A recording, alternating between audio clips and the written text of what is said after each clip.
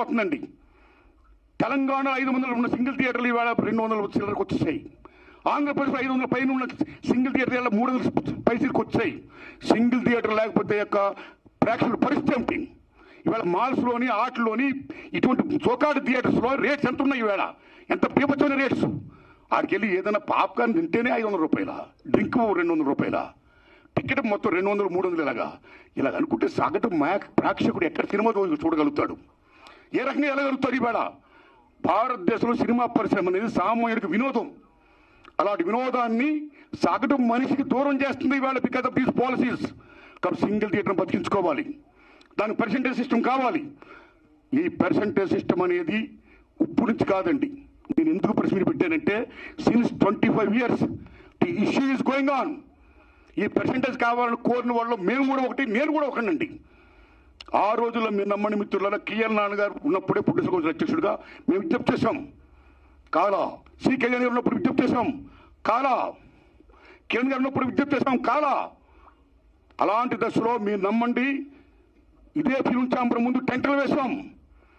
అక్కడ ఓ సురేందర్ రెడ్డి గారు, ఓ నట్టి కుమార్ గారు, ఓ మోహన్ గారు, ఓ బెక్కం వేణుగోపాల్ గారు, నేను ఇంకా అనేక మందిని ఈ ఉద్యమాలు చేస్తున్నప్పుడు ఆదిశేషవరరావు గారు, తమ్ముడు భరద్వాజ్ గారు, కేఎస్ రామారావు గారు, చదవాడి శ్రీనివాసరావు గారు, అచ్చిరెడ్డి గారు, కృష్ణారెడ్డి గారు పెద్ద మంది సంఘీభం ప్రకటించారు.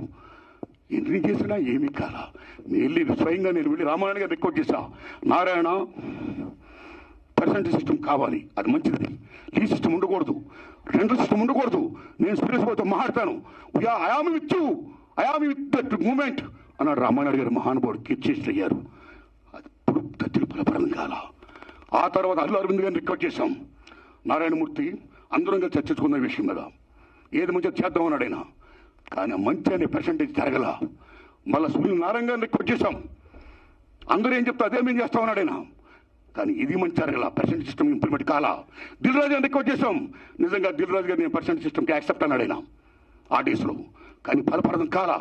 ఆ టైంలో అప్పుడు ఇండస్ట్రీ పెద్ద మహానుభావుడు మా గురువు దాసన్ అన్నారు ఇంట్లో, మా గురువు గారు కేఎస్ రామారావు గారు, తమ్ముడు భరద్వాజ్ గారు, నేను, సి కళ్యాణ్ గారు అందరం మీట్ అయ్యాం. మీట్ అయిన తర్వాత VNR Nageswararao distributor from Telangana, percentage system కావాలి, ఏ సిస్టమ్ కావాలి, ఆక్యుపేషన్ పర్సెంటేజ్ కావాలని కొందరు, 50-50 కావాలని కొందరు, ఇలా రకరకాల మాడుతున్నప్పుడు ఇది తప్పకుండా తేలుతాం. ముందు పర్సెంటేజ్ సిస్టమ్ పెట్టాలి, రెండు సిస్టమ్ ఉండకూడదు, లీ సిస్టమ్ ఎత్తేయాలి అనే దాన్ని ముందు మీరు తీసుకురండి అని మేము విజ్ఞప్తి చేస్తే మా గురువు దాసన్ నాయుడు దాన్ని యాక్సెప్ట్ చేశారు, ముందు తీసుకుని వెళ్ళారు. కానీ ఫలప్రదం కాలే, ఇంప్లిమెంట్ కాల.